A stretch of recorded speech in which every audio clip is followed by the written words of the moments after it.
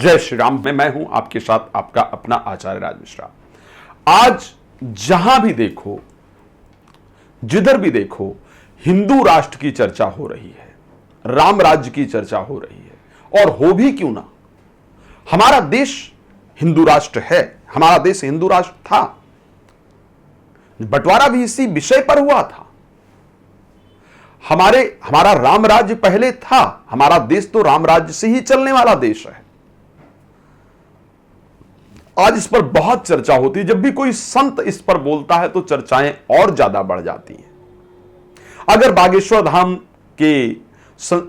धाम के मुखिया धीरेन्द्र के शास्त्री राम राज्य की बात करते हैं, हिंदू राष्ट्र की बात करते हैं, या कोई संत बात करता है, उस पर जो बाकी लोग जो विरोधाभास तैयार होता है, जो लोग विरोध करते हैं कि क्यों आप हिंदू राष्ट्र की क्यों बात कर रहे हैं, राम राज्य की बात क्यों कर रहे हैं, शायद मुझे जो लगता है कि उनको वास्तविकता में राम राज्य या हिंदू राष्ट्र की जानकारी नहीं है कि क्या मतलब है हिंदू राष्ट्र का, क्या मतलब है राम राज्य का, वो उनको पता ही नहीं है। जिस दिन वो ये समझ पाएंगे कि हिंदू राष्ट्र या राम राज्य का तात्पर्य क्या है, उस दिन इस पर बहस ही बंद हो जाएगी। और मैं तो क्लियर कह सकता हूं कि चाहे वो हिंदू हो, चाहे वो मुस्लिम हो, चाहे वो क्रिश्चियन हो, चाहे वो सिख हो, चाहे ईसाई हो, हर आदमी राम राज्य के लिए समर्थन में होगा, यह कंफर्म है। अगर उसको पता चले कि राम राज्य है क्या, एक्चुअल में राम राज्य की परिभाषा क्या है भाई, क्यों राम राज्य को लेकर के, क्यों राम राज्य को वेदों में इतना सुंदर कहा गया है, राम राज्य का इतना सुंदर वर्णन आया है, लेकिन क्यों आज राम राज्य का विरोध हो रहा है, ये दोनों विषय इस कार्यक्रम के आज मुख्य बिंदु होंगे। राम राज्य कैसा है, राम राज्य में क्या होता है, राम राज्य कैसे चलना चाहिए, राम राज्य आने से क्या परिवर्तन होगा, हिंदू राष्ट्र बनने से क्या परिवर्तन होगा, इस पर आज मैं बता रहा हूं। संविधान क्या कहता है, नियम क्या कहता है, बाकी चीजें क्या कहती है, मुझे उस पर चर्चा नहीं करना है।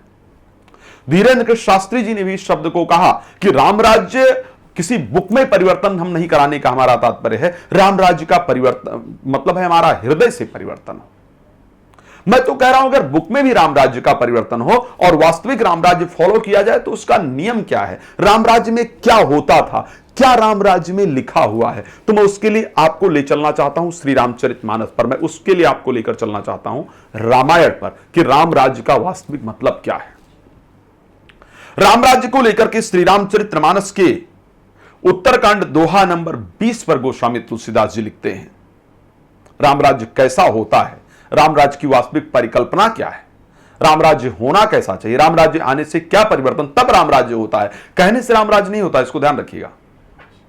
राम राज्य आने से, हिंदू राष्ट्र बनने से वर्णाश्रम निज निज धर्म निरत वेद पथ लोग और चल ही सदा पावहि सुख ही नहीं भय शोक न रोग। किस प्रकार था राम राज्य जिसकी हम कल्पना कर रहे हैं।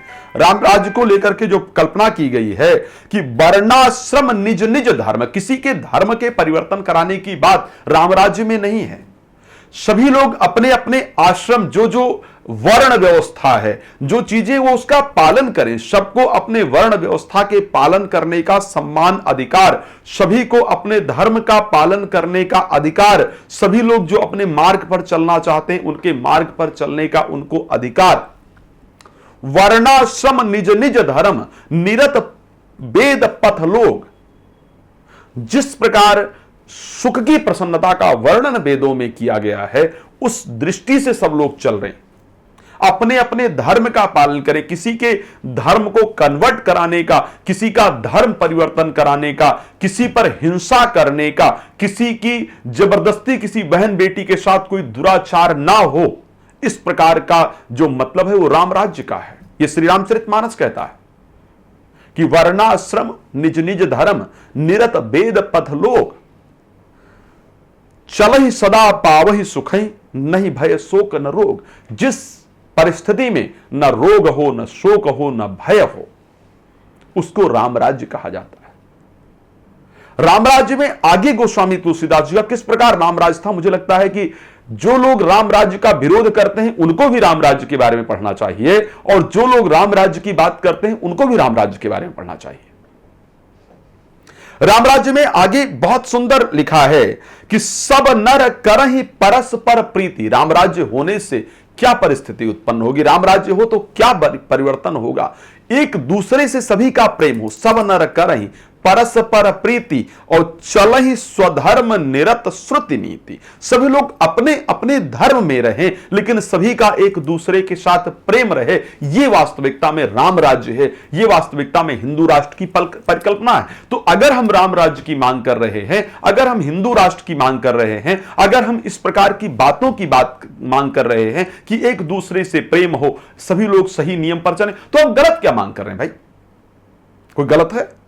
तो कोई भी साधु संत जो राम राज्य की मांग कर रहा है, जो हिंदू राष्ट्र की बात कर रहा है, इसमें किसी जाति, किसी धर्म, किसी समुदाय का कोई नुकसान नहीं है। सिर्फ जानने की आवश्यकता है कि राम राज्य, हिंदू राष्ट्र जाति और समुदाय की जो व्यवस्था है, राम राज्य और हिंदू राष्ट्र का वास्तविक मतलब क्या है, उसके आने से हमारे जीवन में क्या परिवर्तन आएगा। अगर इस परिवर्तन के आप विरोधी हैं तो मुझे लगता है कि आपको फिर राम राज्य का विरोध करना चाहिए, फिर आप मानव नहीं हो सकते हैं। चलिए, ये बहुत लंबा विषय है, कभी फिर चर्चा करेंगे। आप लोग बहुत प्रसन्न रहें, यही शुभकामना। रात को 9 बजे, दोपहर को 12 बजे मैं लाइव आता हूं, आप मेरे साथ जुड़ सकते हैं।